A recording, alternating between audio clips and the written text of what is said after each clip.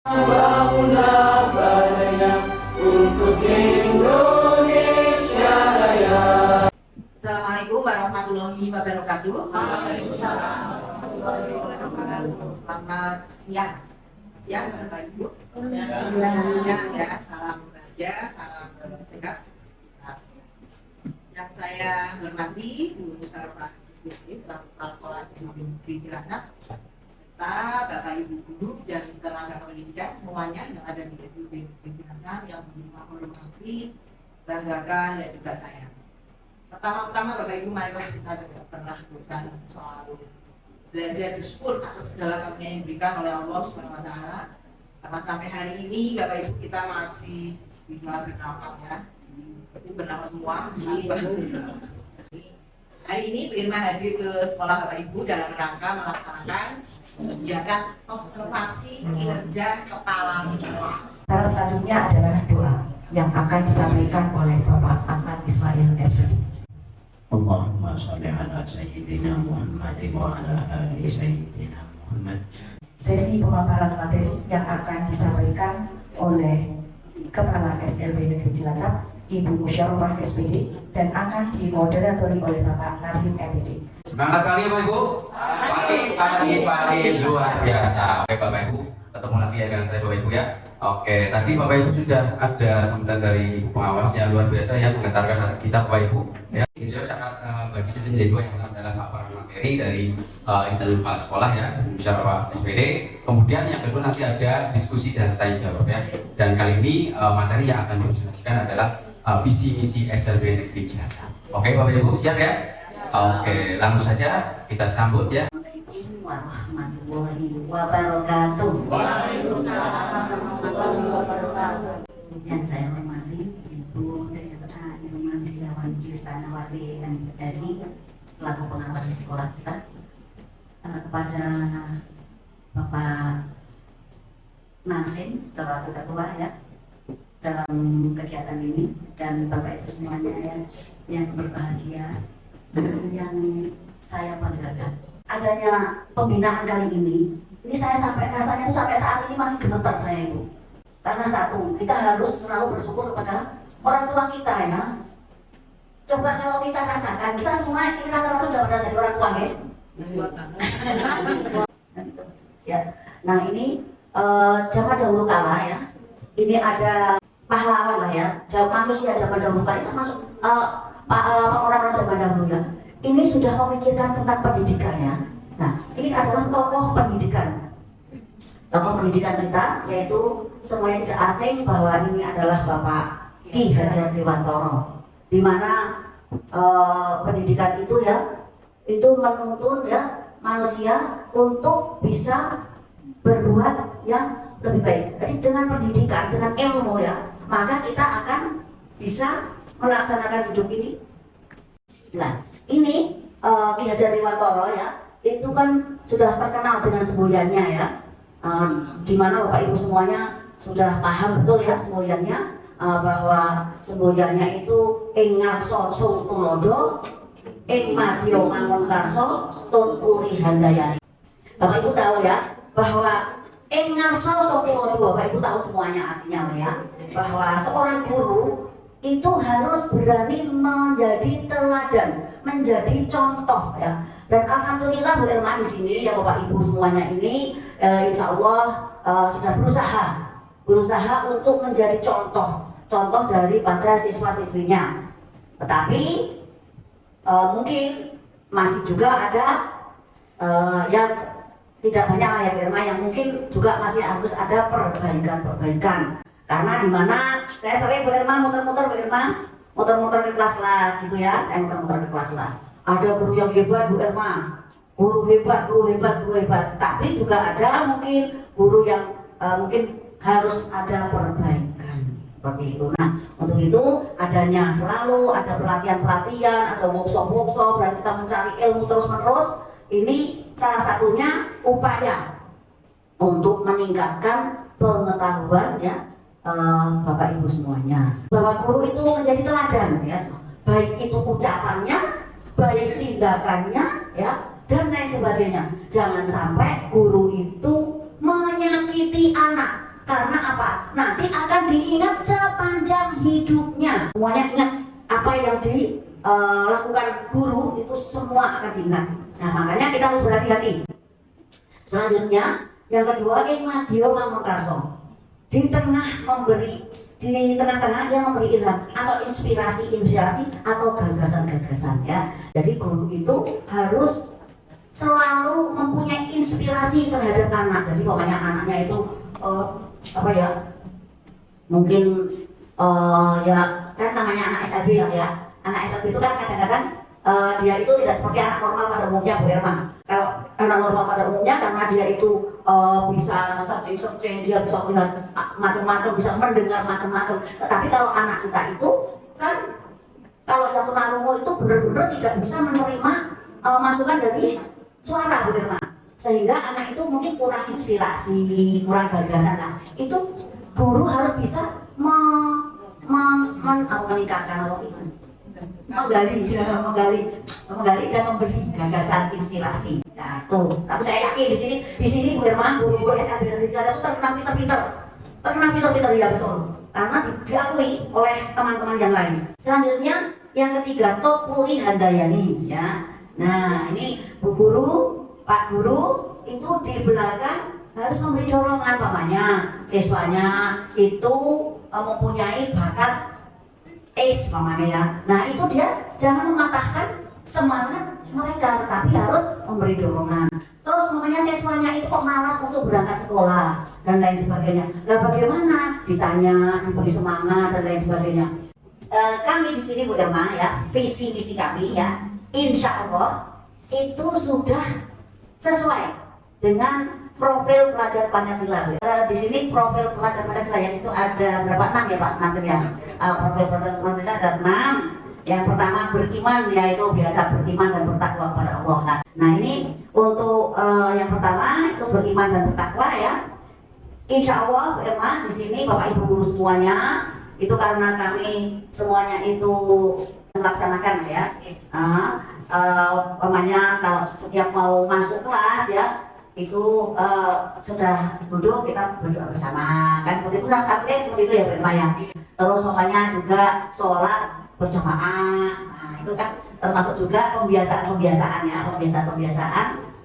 untuk bahwa kita itu sebagai orang yang beriman ya, mengimani adanya Allah, itu kita harus menjalankan apa-apa yang diperintahkan Allah. Juga ada hari besar agama. Nanti juga ada latihan murotal ya Pak Ismail ya. Terus yang kedua itu berbinika global ya Pak. Nah ini siswa guru-guru itu selalu mengarahkan kepada siswa-siswi untuk saling menghargai Bu Irma, untuk saling peduli ya. Jadi jangan sampai yang namanya apalagi zaman sekarang itu banyak sekali di TV itu anak-anak yang di kelas karena ada kesempatan sehingga tidak ada guru, ada kesempatan sehingga anak itu mungkin ejek-ejekan ya, tidak saling menghargai. Nah nanti ada yang marah, akhirnya bisa bullying. Benar-benar ya harus kita jaga, jangan sampai di sekolah kita ini ada kekerasan ya. Selanjutnya bergotong royong ya ini karena yang namanya kita manusia itu sifatnya manusia itu kan sosial, jadi tidak bisa yang namanya kita itu hidup sendiri. Namanya karena kita itu juga nanti kalau mati toh juga akan ditolong orang, tidak bisa nanti kita ngubur sendiri ya dan lain sebagainya. Ini bergotong royong banyak sekali. Insya Allah Bapak Ibu semuanya sudah mengarahkan anak untuk selalu bagaimana cara bergotong royong dengan sesama teman itu. Selanjutnya dengan gotong royong itu maka terjadi kolaborasi Bu Irma. Dengan gotong royong itu terjadi kolaborasi sehingga tidak ada miss di antara kita. Jadi selanjutnya mandiri anak-anak SLB ini di mata umum itu adalah anak-anak yang dipandang sebelah mata ya pada masyarakat, bahwa anak-anak sekolah kita itu tidak bisa mandiri, hanya merepotkan menjadi beban orang tua. Tetapi sebenarnya kalau memang benar-benar masyarakat pada umumnya tahu itu bahwa adanya sekolah kita ini SLB ini bagaimana caranya anak-anak kita ini bisa mandiri juga sama seperti siswa-siswa pada umumnya. Kan kemarin saya di Tangerang ya Pak Agus ya, bahwa besok itu Bu Irma ada semua sekolah itu bisa anak SLB itu bisa masuk lagi dari sekolah inklusi Bu Irma. Semua sekolah belajar di sekolah inklusi. Terus nantinya itu guru-guru SLB itu akan dilibatkan. Dan nanti ini regulasinya seperti apa ini belum tahu ya. Padahal kita kan masih kekurangan guru Bu Irma. Jadi ya nggak tahu nanti seperti apa namanya. Bisa kuliah ya, bisa melanjutkan pendidikan lagi, terus setelah itu bisa bekerja, atau mungkin yang tidak bisa kuliah, mungkin dia bisa berusaha untuk mencari nafkah, untuk paling tidak membebankan, dia bisa mandiri untuk dirinya sendiri, tidak membebankan orang lain. Selanjutnya bernalar kritis. Nah ini mampu secara objektif memproses informasi baik secara kualitatif dan kuantitatif, membangun keterkaitan dengan berbagai informasi, menganalisis, lalu mengevaluasi dan menyimpulkan. Nah ini bernalar kritis, yang namanya anak-anak kita itu ya, untuk bernalar kritis itu memang perlu bimbingan, dorongan dari kreativitas dari Bapak Ibu semuanya ya, karena yang namanya anak-anak kita ini penuh dengan keterbatasan. Tetapi seorang guru SLB itu juga memang lebih berkreativitas, lebih hebat daripada sekolah yang umum. Kenapa? Kalau sekolah yang umum itu gampangannya guru itu ngomong sambil membelakangi kayak gini aja, anak-anak sudah tahu nanti endingnya ya. Tetapi kalau SLB, anak-anak SLB itu benar-benar butuh bagaimana caranya kreativitas guru, anak bisa mencapai tujuan apa yang kita harapkan. Enggak, yang terakhir kreatif ya. Pelajar tidak hanya mengikuti apa yang dicontohkan oleh guru, tetapi bisa menciptakan sesuatu yang baru atau orisinil. Jadi guru tidak boleh harus seperti ini, harus merah, harus hijau, harus membuat ini, tetapi anak-anak diberi keleluasaan. Nah ini coba nanti disetel Pak Nasir, ini buat kalian, nanti ini maksudnya apa coba? Ini maksudnya ya, maksud dari film pendek tadi ya, video pendek tadi itu apa? Coba Pak Mustafa mungkin bisa Pak Mustafa. Dari video yang tadi yang sudah kita lihat bahwa kita sebagai manusia itu paling tidak harus berusaha dengan apa yang ada dalam diri kita. Walaupun banyak sekali alat untuk mendukung untuk membantu kita. Kalau kita mampu untuk menggali dalam diri kita, insya Allah kita bisa gitu. Secara singkatnya mungkin seperti itu. Terima kasih Mas. Betul ya, pada sudah betul. Mungkin ini akan lebih baik lagi kalau dilengkapi lagi. Coba Bu yang pojok, Bu Rami ya. Ya Bu Rami coba dilengkapi. Kalau menurut pandangan saya dari awal video itu, ketika Bernard berusaha mengambil alat dari lemari dengan cara memanjatnya, kemudian terjatuh dan tertimpa alat itu sendiri, dan kemudian dia memanjat bukit dengan alat yang akhirnya alat itu jatuh, tapi dia masih berusaha memanjat lagi sampai ke atas, dan sampai atas dia terjatuh. Analisa saya seperti ini, mungkin Bungus, mohon maaf kalau kurang tepat ya teman-teman. Kita bekerja sesuai kemampuan kita berusaha, kita menggunakan alat bantu. Gunakanlah alat bantu yang tepat sesuai dengan kemampuan kita, dengan sesuai kebutuhan yang akan kita sampaikan. Mensampainya itu jangan berlebihan. Mungkin contohnya kan tadi manjat sampai atas, mungkin karena terlalu besar, tidak sesuai dengan kekuatannya, akhirnya kan bukannya berhasil malah menumbangkan diri sendiri. Itu saja dari saya, Bu. Terima kasih. Nah ini tadi ditampilkan, menurut saya pertama itu tujuan, kita harus memiliki tujuan. Tujuan tadi kan itu untuk menaiki gunung es. Nah, untuk mencapai tujuan itu kita sudah memiliki rencana-rencana dan alat bantu. Tapi kita juga harus memiliki alat bantu yang tepat untuk mencapai tujuan tersebut. seseorang ya itu tidak boleh tidak berusaha ya, yang pertama kan itu tidak boleh tidak berusaha dengan bagaimana caranya sampai gampangan itu nih botangi ya tadi itu kan sampai berada di lemari itu ya, sampai akhirnya dia jatuh ya. Setelah jatuh itu berhasil bagi dia karena diambil hikmahnya dengan mengambil alat-alat itu mah dipakai di sini ya. Nah itu terus dia ngaca kan kayak gitu, dia ngaca ini pakai sendal kan gitu. Nah itu suatu usaha dia, walaupun dia itu mencapainya dengan susah payah sampai sudah digradel, basis digradel itu nibani dia sendiri. Wow, kadang kita itu sudah usaha ya, tetapi usaha kita itu kadang-kadang itu menyakitkan kita. Jadi kita itu harus selalu berusaha sampai maksimal, sampai yang tertinggi. Walaupun dengan kesulitan yang sangat sulit, tetapi dia usahakan saya harus sampai atas. Nah, setelah sampai atas itu tidak terus langsung mudah dengan leha-leha, tetapi yang namanya sampai atas pun masih ada halangan, masih ada rintangan. Jadi bahwa manusia hidup itu intinya itu tidak boleh puas sampai segitu, tetapi tetap harus berusaha terus walaupun selalu ada rintangan. Bahwa walaupun sudah sampai di atas puncak itu tetap ada rintangan. Kesimpulan kami ya, jadi bahwa kita itu walaupun mengajar anak-anak ABK yang konon ya itu memang betul bahwa kita itu sangat sulit karena kita itu terlalu banyak siswa yang kita tangani ya, termasuk Bu Irma kemarin saya itu masuk di kelasnya Bu Rami. Halo Bu Rami ya di kelasnya Bu Rami itu yang naik di meja, terus ada yang tidur nggak mau dibangunkan. Karena apa? Karena memang yang harus diurus itu banyak sekali dan gurunya hanya satu, jadinya betul-betul menguras keringat, menguras tenaga, sehingga sampai saya sendiri juga sampai gede-gede kami dikencang, Bu Irma dikencang, karena kalau nggak dikencang itu lari langsung nanti bagi yang lainnya. Jadi saya yakin bahwa Bapak Ibu semuanya sudah semaksimal mungkin berusaha keras bagaimana caranya untuk mencapai tujuan pembelajaran yang diharapkan. Visi-misi SMP kita semuanya sudah tahu bahwa takwa mandiri, ceria berbudaya dan humanis. Nah, ini sudah tadi saya terangkan semuanya.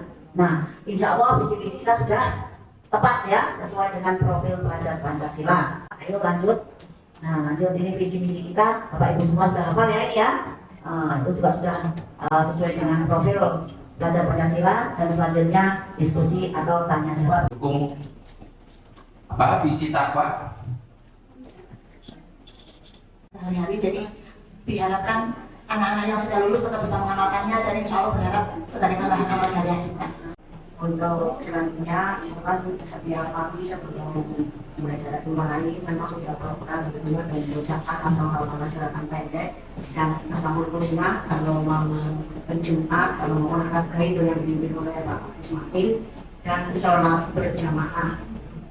Sholat berjamaah ini bertujuan untuk membimbing anak-anak kita itu untuk berlatih disiplin, bertakwa kepada Tuhan Yang Maha Esa itu, dan untuk mengenal bahwa di samping akhlak yang melatih akhlak itu, biar anak itu mengenal Allah. Jadi terutama untuk anak-anak tunagrahita, kalau yang terbiasa melaksanakan sholat 5 waktu itu dengan anak yang tidak dilatih sholat baik di sekolah maupun di rumah itu beda sekali untuk pengendaliannya, terutama untuk akhlaknya, untuk mengenal antara yang baik dan yang buruk.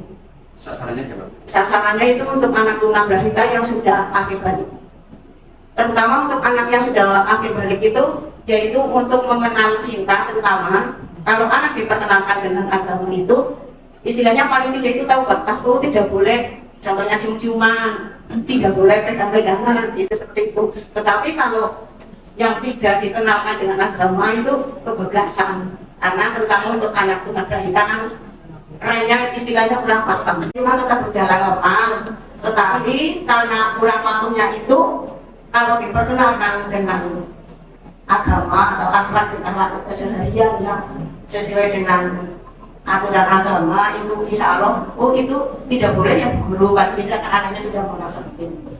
Sangat penting untuk diterapkan ibadah, terutama sholat. Yang terlibat siapa? Yang terlibat Yang terlibat diantaranya adalah guru dan tenaga pendidikan semuanya, keluarga besar kita SLB di Cilacap seluruhnya itu, karena kalau anak-anak kita tahunya itu apa ya, tenaga yang ada di sekolah kita itu adalah sebagai kapten. Kadang kalau dari disuruh itu juga tidak, kenapa saya suruh sekolah itu kita semuanya harus tadi. Priyati, terima kasih atas masukan-masukannya ya. Nah ini monggo nanti kita secara bersama-sama ya, karena ini kan tanggung jawab kita bersama ya.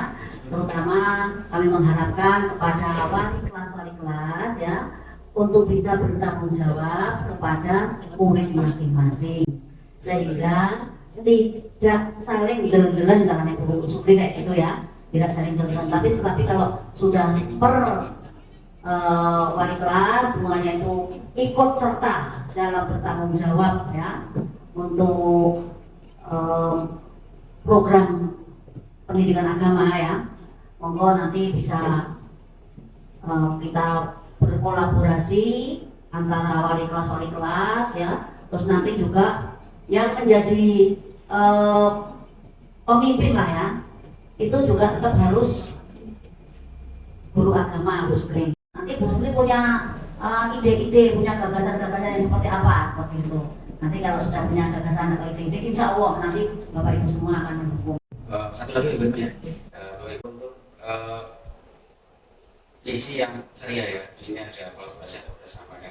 Untuk nama programnya yang sudah kita laksanakan yaitu B5 ya, juga literasi juga ya.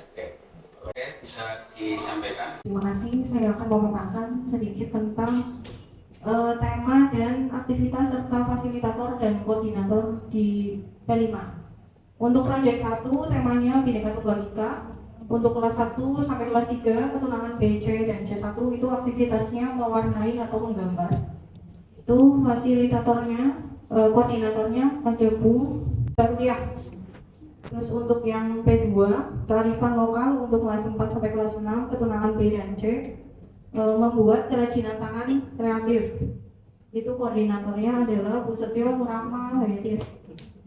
Terus untuk proyek 3 tema Bhinneka Tunggal Ika kelas 1 sampai kelas 10 ketunaan A dan D, jadi digabung untuk SD, SMP, SMA. Itu menyanyi dan cipta baca puisi. Koordinatornya adalah Pak Agus, dibantu dengan Pak Ludi dan Bu Saina, Bu Rida dan Pak Mus juga. Terus untuk yang P4 tema kewirausahaan untuk SMP dan SMA kelas 7 sampai kelas 12 ketunaan B, C, dan C1 membuat aneka jajanan tradisional. Koordinatornya Bu Kurnia. Kemudian untuk P5 kearifan lokal ini untuk membuat batik, mencipta batik untuk kelas 7 sampai kelas 12 ketunaan B, C, dan C1. Koordinatornya Bu Dian. Terima kasih. Ini orang tua apakah nanti dilibatkan Bu Firna dalam kegiatan? Untuk yang SD itu biasanya memang melibatkan orang tua.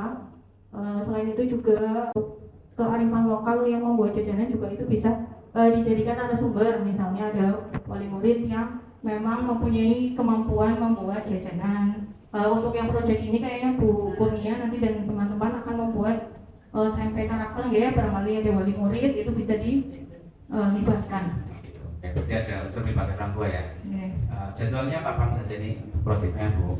Proyeknya itu berjalan, yang sudah berjalan itu hari Kamis dan Jumat untuk jamnya setelah pembelajaran kedua setelah jam istirahat.